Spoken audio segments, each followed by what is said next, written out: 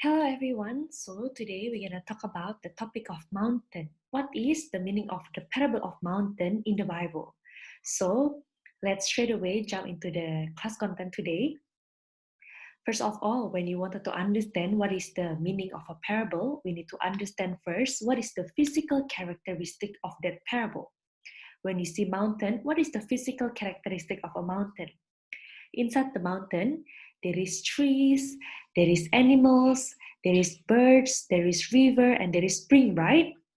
And then so far we already learned what is the meaning of trees, what is the meaning of animal, what is the meaning of river, what is the meaning of spring. Basically, it's talking about people, isn't it? How about the birds? Birds is talking about spirit. That's why, what is the meaning of a mountain? It's a gathering place of people and spirit. Or if it's in one word, it's talking about the church. So far understandable. Now let's move on to the second page. When you see the order of the prophecy is being fulfilled, it's in the order of betrayal, destroyer, and salvation, isn't it? Like what is written in 2 Thessalonians chapter 2, verse 1 to 3. Likewise, the mountain in the book of prophecy also divided into three categories. There is a mountain of betrayal, there is a mountain of destroyer, and there is a last mountain, which is the mountain of salvation. That's why let's have a look. The first mountain, which is talking about the mountain of betrayer. See, what is the meaning of betrayer? They used to be belong to God. But what happened? Even though they belong to God, they betray, and at the end, they belong to Satan's group, isn't it? Let's go Revelation chapter 8, verse 8. Can we read together? It said, the second angel sounded his trumpet, and something like a huge mountain, all ablaze, was thrown into the sea, isn't it? Now you can see, right, the highlighted one. First of all, there is mountain appear. But what happened? This mountain was full of fire. And then this mountain was thrown back to the sea. Then when you hear this, is it good thing or is it a bad thing? It's a bad thing, isn't it? See, when you see fire ablaze, what does it mean by fire? Fire, it's talking about the word of judgment, isn't it? But what happened? This mountain, even though they already God gave them fire, which is talking about the word of judgment, they did not repent. That's what happened. At the end, were thrown back to the sea. Then what is the meaning of the sea? Religious world, isn't it? Then do you think this sea is a good thing or it's a bad thing in the book of Revelation? Actually, you see, it's not a good thing. When you see in Revelation 13, who come up from the sea? The beasts come up from the sea. That's why through this parable in Revelation 8, verse 8, we get to see that, this is not talking about the good mountain, but this is talking about the mountain that belongs to betrayal group. And then let's also see Jeremiah chapter 4, verse 23 to 25. Can we read together? It said, I looked at the earth, and it was formless and empty, at the heavens, and their light was gone. I looked at the mountains, and they were quaking. All the hills were swaying. I looked, and there were no people. Every bird in the sky had flown away. Do you remember? Oh, this sounds like the book of Genesis chapter 1, isn't it? Genesis chapter 1, verse 1. Now let's see a bit more detail in Jeremiah chapter 4. See what happened is the earth become formless and empty, the heavens, the light also gone. Then do you think it's a good thing or it's not a good thing? Actually, it's not a good thing. Think about it, they're supposed to shine the light, but now the light was gone, isn't it? And then when you see what happened to the mountain, shaking, shaking. And then what happened? Even the birds flying away. See, this is talking about what? Mountain of betrayal. See, they're supposed to shine the light, but because they betrayed, they cannot shine the light anymore, isn't it? That's why who left? Even the birds now leaving that place. Is it understandable? That's why when you see Revelation 8, verse 8, and Jeremiah chapter 4, 23 to 25, this is talking about the mountain of betrayal. Now let's see the mountain of destroyer.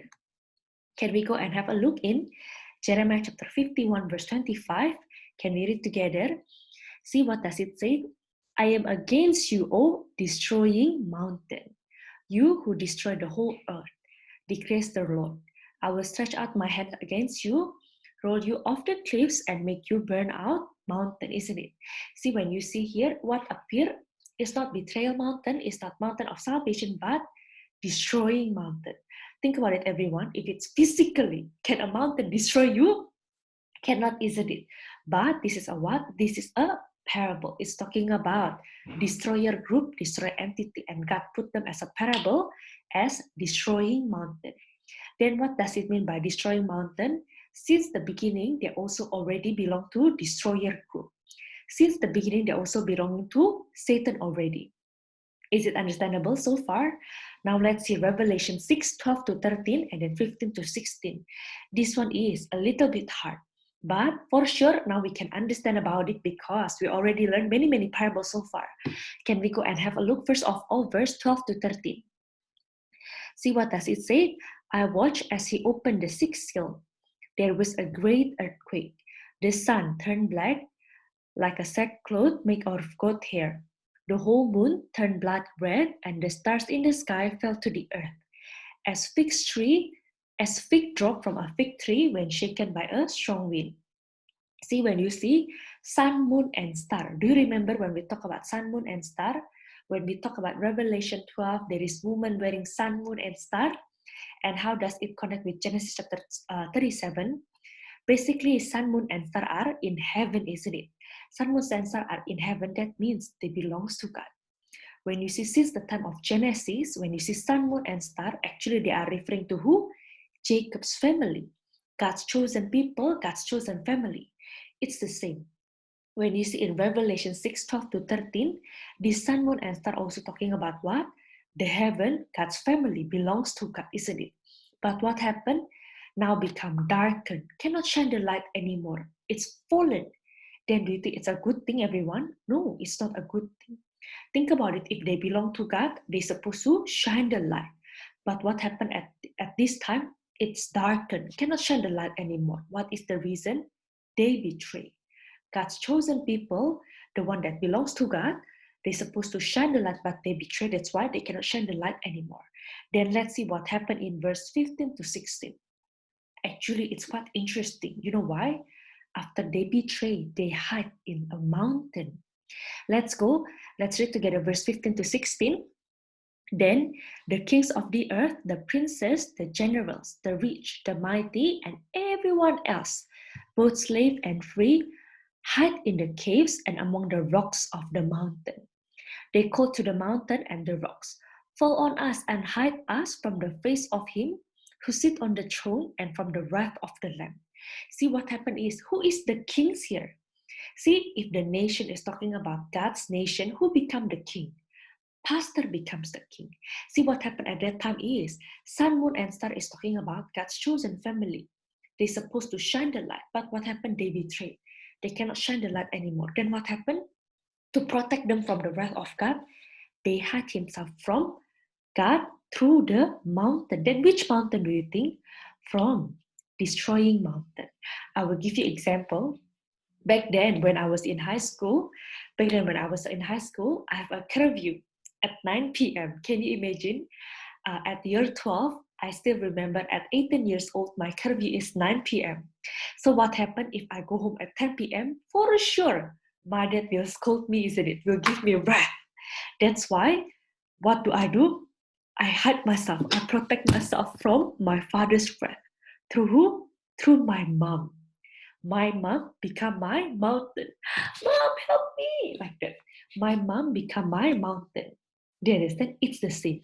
See, the sun, moon, and star, they betray, isn't it? That's why they're supposed to get God's wrath. And then to protect themselves,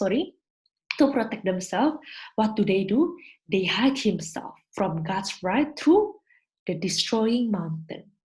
Just like in the time of Adam. See, when Adam committed a sin and then God walking in the Garden of Eden. Adam, where are you?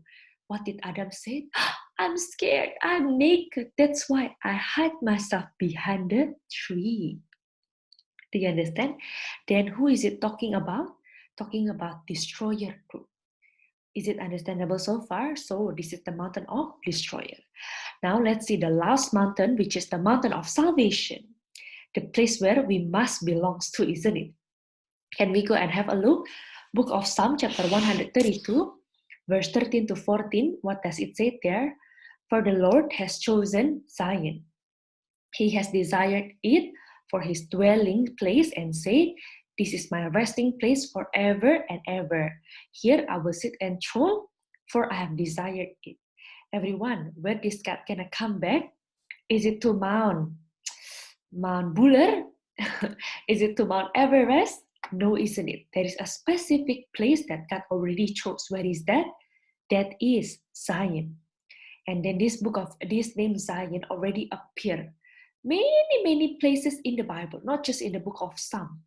Even all the way to Revelation, the last book in the Bible, God keep mentioning Zion. Can we go and have a look in Revelation 14 verse 1? What does it say there? "Then I looked, and there before me was the Lamb, standing on Mount Zion, and with him 144,000 who had his name and his father's name written on their foreheads," isn't it? Then everyone, who is the Lamb here? It's talking about Jesus is the Lamb, isn't it? And where did Jesus gonna come back?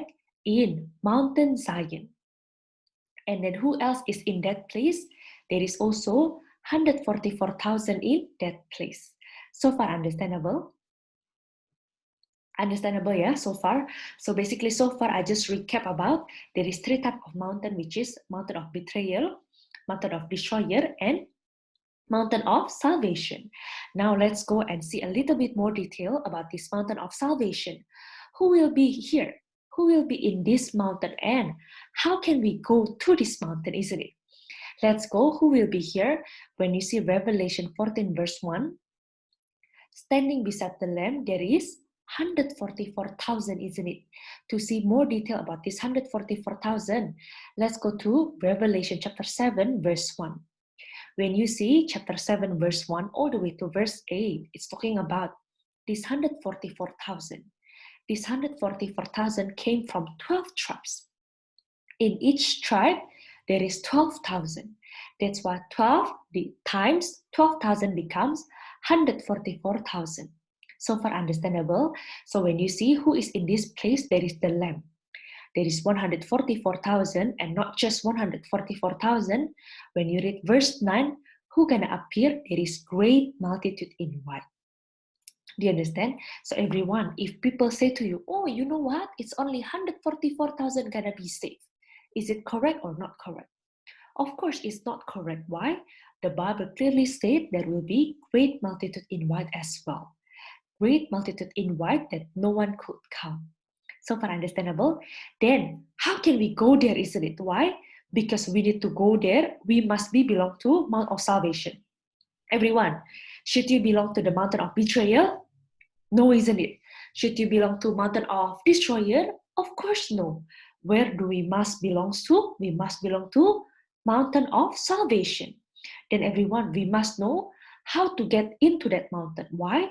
Can you go there with your car? No, isn't it? Can you go there just because you have GPS, everyone? No, physically maybe, but not spiritually. Let's see what the Bible said.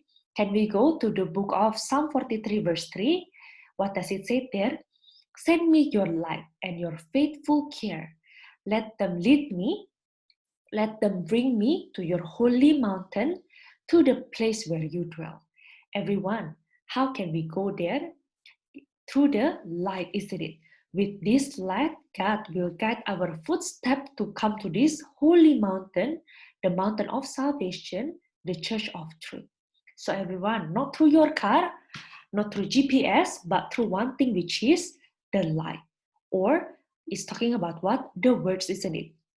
Actually, in my Bible, when you see Psalm 43 verse 2, it's quite direct. "Send me your light and your truth," like that. I think in some of your Bible, it will also talking about the same thing. But even though there is no the word of truth appear in your version, it's okay. Why? Anyway, we already learned about the parable of light, isn't it? What is the meaning of the light? It's talking about the words of God, isn't it? Do you remember in the book of Psalm 119? "Your lamp will be the light to my path, the word of the Lord." Anyway, check Psalm 119, 105. Okay? Anyway, yes, what is the meaning of the light? It's talking about the words, isn't it? So, yes, through the light and through the words, we can go up to this holy mountain. So far understandable? So now let's see what is the reality of this mountain. Who is the mountain of betrayal? It's talking about John the Baptist in the time of first coming and in the time of Jesus' second coming, 7 stars, 7 golden lampstands, isn't it? And then, who is the mountain of destroyer in the time of first coming? It's Pharisees and teachers of the law. And in the time of Jesus' second coming, talking about the beast with 7 heads and 10 horns. And then who is the mountain of salvation in the time of Jesus' first coming? It's talking about Jesus. In the time of Jesus' second coming, it's talking about the one who overcomes. And then this is the most important part. Why do we need to learn this topic, everyone? Everyone, it's not just for knowledge, isn't it? But we must understand what is the reason I must learn about this topic. See, even though you learn this topic, but at the end you go to a mountain of betrayal, there's no point. Even though we already learned this topic, but let's say we get judged together with the mountain of destroyer, then there's no point as well. Why? Our goal should be the mountain of salvation. That's why let's read together the number 1. We need to be belong to mountain of salvation. We need to be harvested to the barn. We need to flee to this mountain, or we need to pass over to the place where God is. This is talking about the same thing, isn't it? Let's go. Revelation 18 verse 4, what does it say? Then I heard another voice from heaven saying, "Come out of her, my people, so that you will not share in her sins, so that you will not receive on her plagues." But basically, what is it talking about? Please come out of there. Do not belong together with Babylon, which is talking about the mountain of destroyer. We need to come out, isn't it? What does it mean? We need to flee. We need to pass over. Is it understandable? Let's also read Matthew 24, 15 to 16. So when you see standing in the holy place, the abomination that causes desolation, spoken of through the prophet Daniel, then let the reader understand. Then let those who are in Judea flee to the mountain, isn't it? We must flee. We must go to the mountain. See, this abomination is talking about betrayal, isn't it? And then desolation is talking about destroyer. So when you see betrayal and destroyer happen, what you must do not stay in that place. What we must do, flee to that mountain. Or when you see in Matthew chapter 13, we should not stay in the field. What we must do, we must go and be harvested to the barn. Is it understandable? So this is the point. We must belong to the mountain of salvation, or in another word, we must find the church of truth, and we must belong to church of truth. Then everyone, our next question is, how do I know whether the place that I go is the church of truth or not? How do I know whether this mountain is the mountain of salvation or not, isn't it? Let's go and have a look. See everyone, when you see John chapter 14 verse 29, what does it say? God said the reason God gave you prophecy is so that when the reality happens, you might be able to believe. Then everyone, to check whether this place is the church of truth or not, to check whether this is the mountain of salvation or not, actually it's very easy. You just need to compare to the prophecy in the Bible. You must check. For example, in Revelation 14 verse 1, it said there must be 144,000 in there. And then when you see Revelation 7, this 144,000 must come from the 12 tribes, isn't it? Then everyone, it's very easy. You must check. If this is the true place of Church of Truth, it must have 12 tribes. Then how about your church? Did your church have 12 tribes or not? Do you understand? Why? Because if it's a true church of truth, if it's a true mount of salvation, according to the prophecies, there must be 12 tribes. And then it must appear after betrayal and destroyer. That's why, because they appear after betrayal and destroyer, they also must be able to testify who is the betrayer, who is the destroyer. That's why when we learn about wedding banquet place in Matthew chapter 22, if it's a true wedding banquet place, there must be God's oxen and fattened cattle that has been butchered. Basically talking about what? Betrayal and destroyer. Do you understand? So I really hope this page, you can understand clearly about this page. And then the next one is, the last one, actually, back then when I learned the topic mountain, this is my favorite place because you know what it said? God is the one that called you, one from a town, two from a clans to come to this Mount Zion. Let's go and have a look. Let's read together, everyone. Return, faithless people, declares the Lord, for I am your husband. I will choose you, one from a town and two from a clan, and bring you to Zion. Then I will give you a shepherd after my own heart, who will lead you with knowledge and understanding. Everyone who gonna lead our footstep, it's God, isn't it? God is the one that lead our footstep to come from to Zion. That's why what the Bible said, I am your husband, I am the one who chose you. Ate Mary, come here to Zion. Hey, Hadassah, Joanne, Nola, come. Joanne, come to Zion. I am the one that chose you, one from a town and two from a clan, to come to Zion. And then in Zion, who you will meet? You will meet a shepherds after my own heart. What is the meaning of shepherds? Pastor, isn't it? Pastor that have God's heart and God's understanding, who will lead our footsteps through God's words, through knowledge and understanding. Everyone, I really hope we will not take these words for granted. But once again, we can have a thankful heart towards God, who already led our footsteps to come to this Zion, who already led our footsteps to come to these open words. Think about it. 4 months ago, would you be able to understand about this? 5 months ago, do you think you can be able to speak the open words? No, isn't it? Because God is the one that chose you, God is the one that got your footstep. That's why at this time we are able to deliver the open words. Even at this time, we are able to do speech of open words, isn't it? So everyone, I really hope we shouldn't forget our thankful heart towards God. Okay, so that's all for the speech example. For sure, you can do much better than me. This is just an example. So at least you know the brief overview. Basically, you must be able to explain about physical and spiritual meaning, like how does it connect. And then because the order of the prophecy is fulfilled as betrayal, destroy, and salvation, that's why we must also be able to explain the mountain according to the prophecies. So let's say when you talk about the mountain of betrayal, you need to mention about the verse, how the verse being explained, and then what is the reality of it. And then not just taking it as a knowledge, this is very important. Why do we learn this topic? Okay, so everyone, that's all for today. Fighting everyone, please prepare your speech well. Use PowerPoint anyway. Try to do it as much as you can. This is gonna be one of your memorable moments. Okay, so I will see you on the next class. Bye-bye.